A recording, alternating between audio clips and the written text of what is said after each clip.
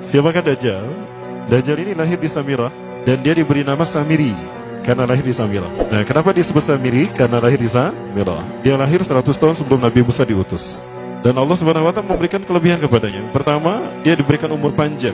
Ya, yang zul umru ila yamsah, ila akhir zaman. Ya, dia ditangguhkan ajalnya sampai akhir zaman. Yang kedua, dia memiliki kecerdasan di atas akal jenius rata-rata umat manusia. Jadi sejenius apapun umat manusia yang normal, dia 60 tahun di atasnya. Sehingga penemuan-penemuannya, kecanggihan berpikirnya, kedewasaannya jauh di atas manusia. Rata-rata manusia normal. Yang ketiga, dia memiliki kemampuan sihir yang luar biasa. Apapun sihir yang selama ini kita saksikan, tidak ada yang mampu mengalahkan sihir dia. Sehingga saking luar biasa sihir yang dia miliki, seolah-olah orang mengenalnya selevel dengan Tuhan. Karena apapun yang semestinya menjadi perbuatan Tuhan, Dajjal bisa melakukannya. Ini adalah saking hebatnya sihir Dajjal. Nah, nasab kelahirannya adalah nasab yang aneh para Allah. Dia lahir dari termasuk Bani Israel. Bani Israel ini keturunan Nabi Yakub. Yakub itu gelarnya Israel. Keturunannya disebut Bani Israel. Dari Yehuda. Yehuda ini adalah anak laki-laki dari istri pertama Nabi Yakub alaihissalam. Nabi Yakub istrinya 4. Yang pertama bernama Ya'la. Dari Ya'la ini melahirkan 6 orang. Salah satunya bernama Yehuda dan Lewi. Lewi melahirkan Nabi Musa alaihissalam. Yehuda melahirkan bangsa yang kita kenal Yahudi. Salah satunya Yehuda ini melahirkan generasi yang pada akhirnya melahirkan Samiri.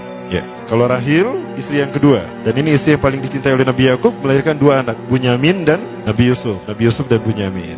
Yang lainnya juga sama melahirkan 2 anak. Kahit dari Ya'la melahirkan 2 anak, Dam dan Naftali. Ya. Anak tertua dari Nabi Yakub dari istri pertama bernama Raubin. Nah, dari Yehuda inilah lahir Samiri.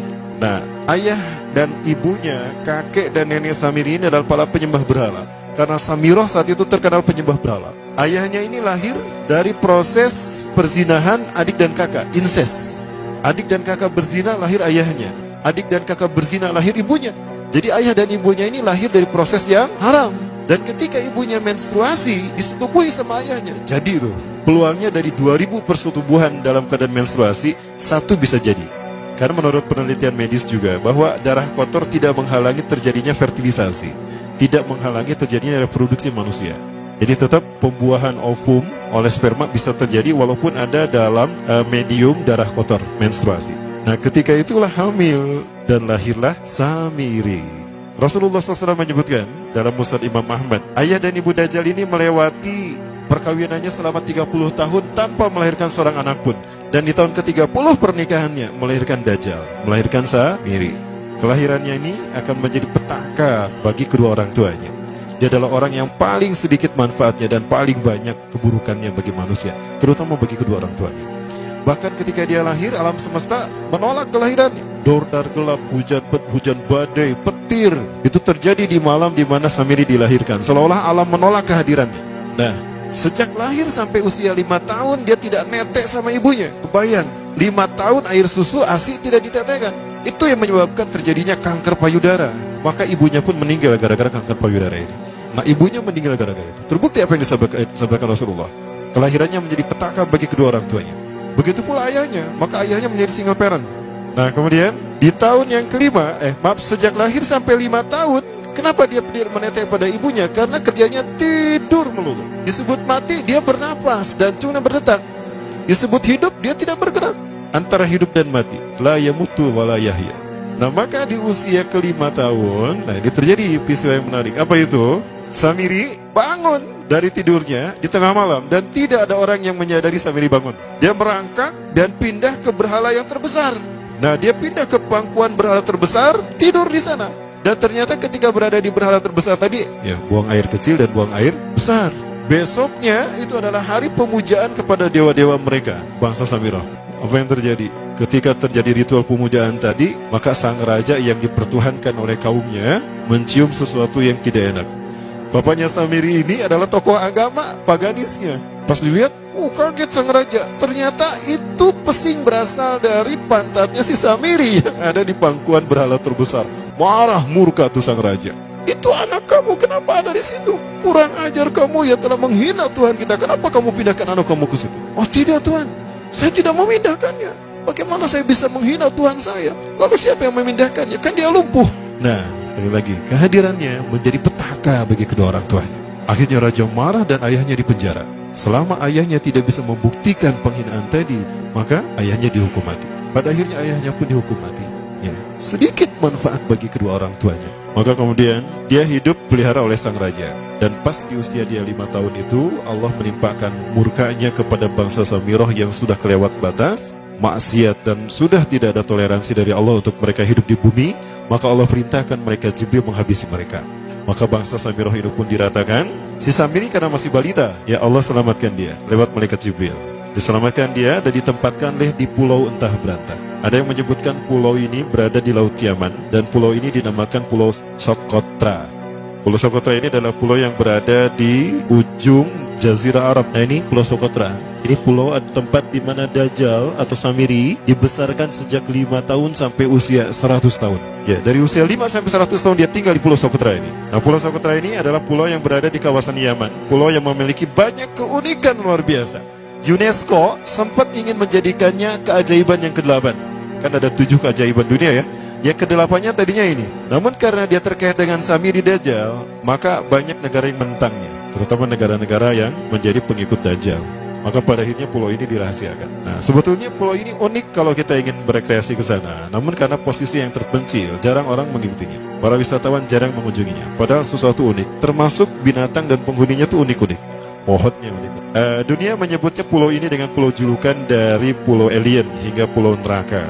Ada juga yang menyebutkan The Jekyll Island. Pulau Jekyll Island itu bahasa barat, kalau bahasa kitanya Pulau Dajjal. Ya, sama dengan Pulau Sedir ya. Itu juga The Jekyll Island. Nah, Pulau Socotra kaya dengan flora dan fauna yang unik hingga saat ini belum ditemukan di tempat lain. Jadi tidak ada flora dan fauna yang ada di pulau ini yang ada di pulau lain di seluruh dunia. Hanya ada di pulau ini. Makanya di pulau inilah Allah ciptakan satu binatang yang unik juga, yang disebut dengan jasasa. Jasasa, binatang jasasa itu artinya mata-mata. Tajassa yatajassu tajassusan wa jasasatan, artinya pemata-mata, spy. Binatang ini bertumbuh besar, tahmatun kabirah tughaddi jismaha asy-sya'r hatta la nastati' an nafariqa ayna wajhu wa ayna dubru.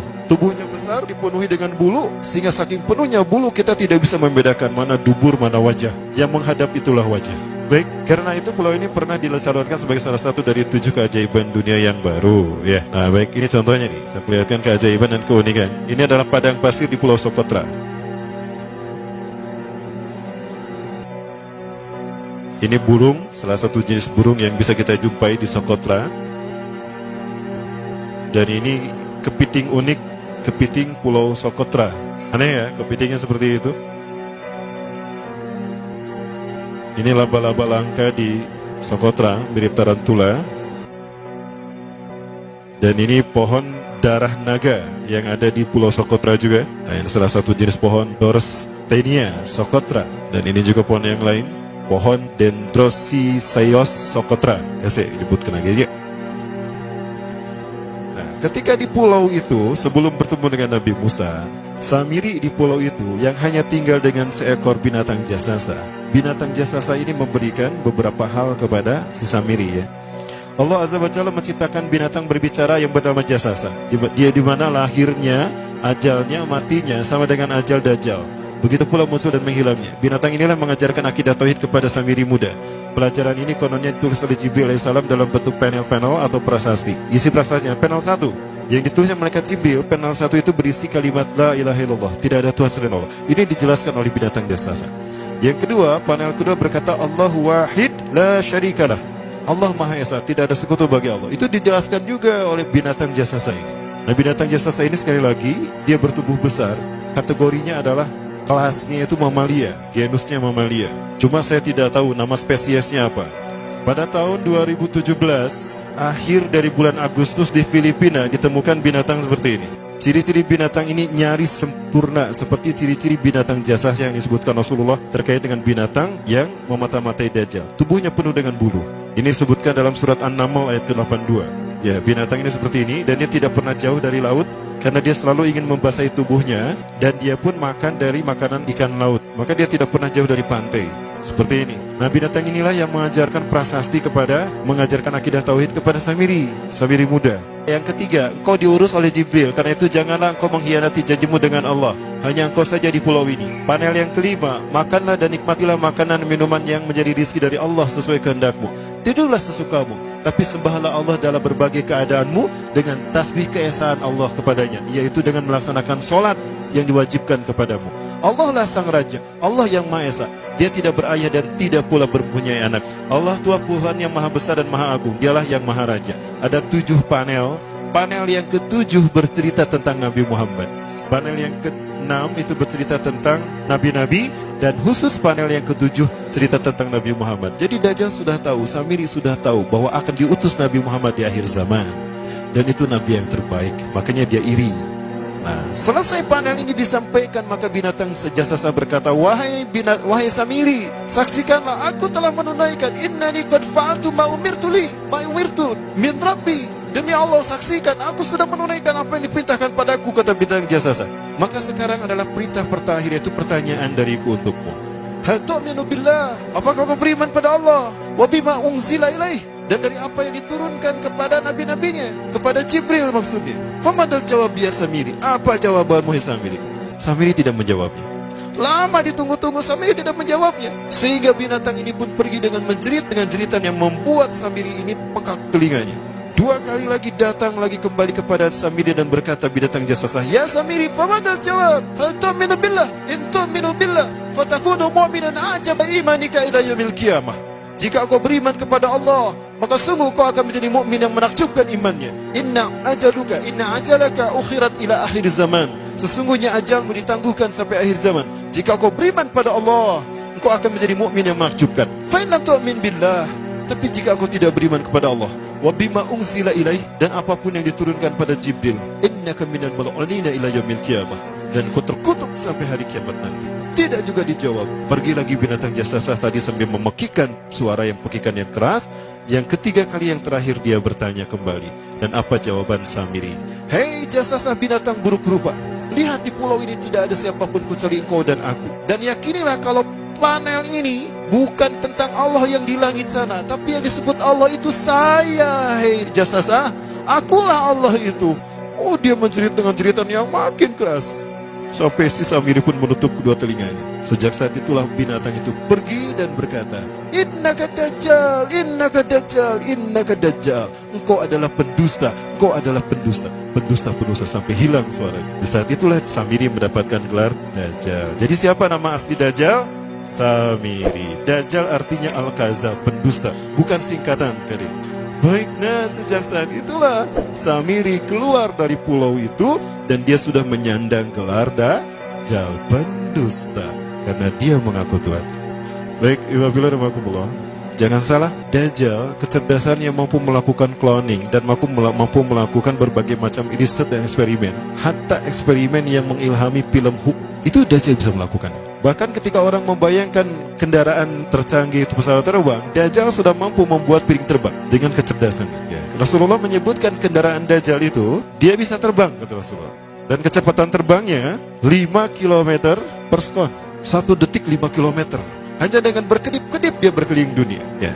Kecepatan ini diambil dari hadis Rasulullah. Berapa kecepatannya Rasulullah ketika dia terbang di muka bumi? Ya, kendaraan yang dia gunakan itu kecepatan terbangnya seperti awan yang ditiup angin, kata Rasulullah. Dan awan rata-rata ditiup angin itu 5 km per sekon. Dan jarak dari satu telinga ke telinganya, artinya setengah diameter atau diameter kepalanya, keledai yang dia gunakan, Rasul menyebutnya keledai, itu arba'una zira, 40 hasta, 27 meter.